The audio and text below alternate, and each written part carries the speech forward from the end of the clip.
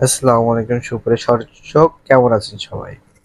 তো আবার চলে আসলাম মঙ্গলয়ান নিয়ে কিছু ইনফরমেশন আপনাদের মাঝে। তো যে বিষয়ে আমরা আজকে কথা বলবো, মঙ্গলয়া যাওয়া উচিত না কেন, কি কি সমস্যা হতে পারে, এই ধরনের বিভিন্ন কথা আমরা আজকে বলে থাকবো। তো অবশ্যই আমাদের যারা চ্যানেলে নতুন আসছেন অবশ্যই চ্যানেলটি সাবস্ক্রাইব করে রাখবেন এবং বেল আইকনটি বাজিয়ে রাখবেন।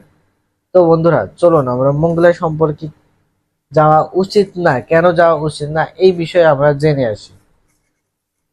তো মঙ্গোলিয়াতে যারা যেতে ইচ্ছুক, তো তাদের ভিতরে মঙ্গোলিয়ার যে খারাপ দিকগুলো রয়েছে, যে প্রথমে যেটা হচ্ছে, মঙ্গোলিয়া একটি শীত প্রধান দেশ। মঙ্গোলিয়ার যে রাজধানী উলানবাটার রয়েছে সেখানে বেশিরভাগ কাজ হয়, আর ওই উলানবাটাতে বেশিরভাগ মানুষ বসবাস করে। কারণ আমি অনেক ভিডিওতে বলছি যে এই উলানবাটা হচ্ছে পৃথিবীর সপ্তম শীতলতম রাজধানী। আপনি একটা জিনিস বোঝার চেষ্টা করেন যে আমরা বাংলাদেশিরা কিন্তু গরম সহ্য করতে পারি, কিন্তু শীত আমরা অতটা অভ্যস্ত নই, কারণ আমরা গ্রীষ্ম প্রধান দেশ।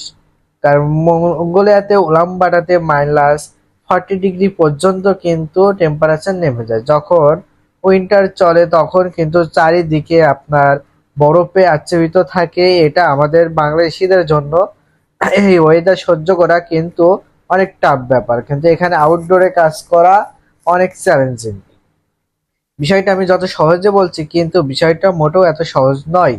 আপনি যদি আরেকটু ভালোভাবে বুঝে দেখেন যে বাংলাদেশের ইতিহাসে সর্বনিম্ন তাপমাত্রা রেকর্ড করা হয়েছিল তেঁতুলিয়াতে, আপনার 2.6 ডিগ্রি, +2.6 ডিগ্রি। সেখানে মঙ্গোলিয়াতে কিন্তু শীতকালে -40 ডিগ্রিতে নেমে যায়। তো বুঝতে পারছেন কত ধরনের হাড় কাঁপানো ঠান্ডা হতে পারে। তো যাদের ঠান্ডার প্রবলেম আছে, অ্যাজমা আছে, যাদের শীত সহ্য করতে পারে না, তারা কিন্তু এই জিনিসটা অবশ্যই বারবার ভেবে দেখবেন, কারণ তাদের জন্য কিন্তু মঙ্গলয়ানটা নাই, তাদের জন্য আসা উচিত না। আর একটা হচ্ছে ভাষার প্রবলেম, 2 নম্বর প্রোডাক্ট। আপনার ভাষার প্রবলেমটা কিন্তু অনেক বড় একটি সমস্যা। আমরা কিন্তু সৌদি, ওমান, দুবাই, কাতার, মালয়েশিয়া এইসব দিকে যদি তাকাই বা সিঙ্গাপুরের দিকে যদি তাকাই, সেখানে কিন্তু প্রচুর পরিমাণে বাঙালি রয়েছে। আপনি কিন্তু একটা বাঙালি কমিউনিটির ভিতরে থাকবেন, আপনার ভাষার কোনো সমস্যা হবে না। এর জায়গাতে হিন্দিও চলে, তারা হিন্দিও বোঝে। আপনি বাংলার পাশাপাশি আপনি হিন্দি সব রকমের কথা বলতে পারবেন। কিন্তু মঙ্গোলিয়াতে এদিক থেকে ইংলিশ খুব বোঝে না, কারণ তাদের কথায় কিন্তু বাঙালিরা বুঝতেও পারে না। পাশাপাশি মঙ্গোলিয়াতে সৌদি, দুবাই, মালয়েশিয়া, সিঙ্গাপুরের মতো কিন্তু বাঙালিও কোনো নীতি এখনো হয় নাই। তো সেই ক্ষেত্রে কিন্তু ভাষাগত দিকটা এটি হচ্ছে অনেক চ্যালেঞ্জিং, একটা অনেক সমস্যার ক্ষেত্রে হয়ে থাকে। ভাষা নিয়ে কিন্তু অনেক ধরনের সমস্যা হয়। 3 নাম্বার যে সমস্যা সেটা হচ্ছে কাজ। মঙ্গোলিয়াতে আপনি যদি কনস্ট্রাকশন লেবারে যাবেন বা রাজমিস্ত্রি হিসাবে যাবেন, ভালো কথা। কাজ না জানলে কিন্তু কোনো কথাই না, আপনাকে দেশে ফেরত পাঠিয়েও দিতে পারে।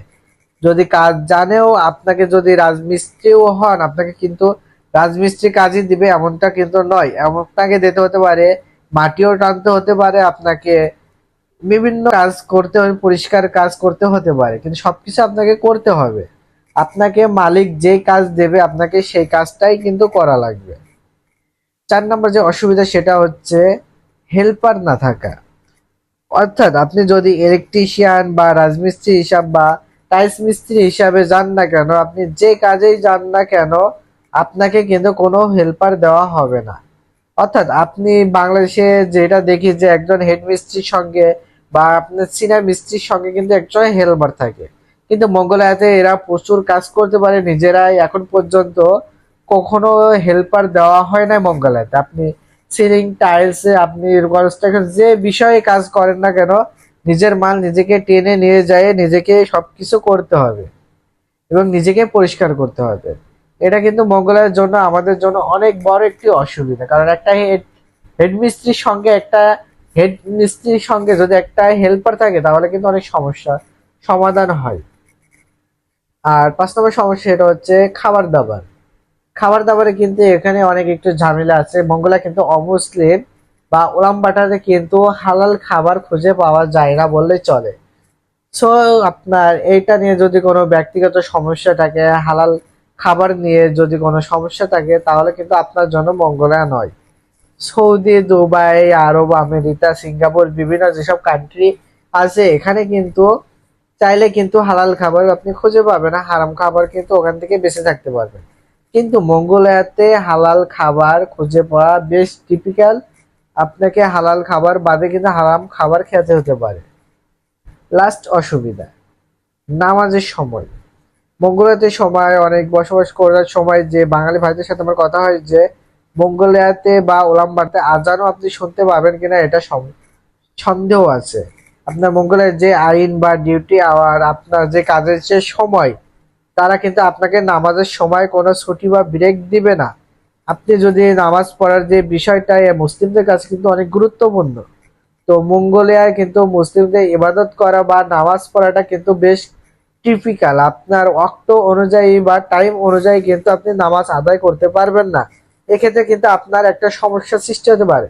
এসব সকল সমস্যা যদি আপনি সম্মুখীন হতে পারেন তাহলে আপনি মঙ্গোলিয়াতে আসবেন। যদি এগুলো পার করতে না পারেন তাহলে কিন্তু আপনার জন্য মঙ্গোলিয়া নাই। আসলে সবকিছু বুঝতে পারছেন বন্ধুরা? আর যারা বুঝতে পারবেন না আমাকে কমেন্ট করবেন, আপনার কমেন্ট অনুযায়ী আপনাকে ভিডিও বানিয়ে দেওয়ার চেষ্টা করব।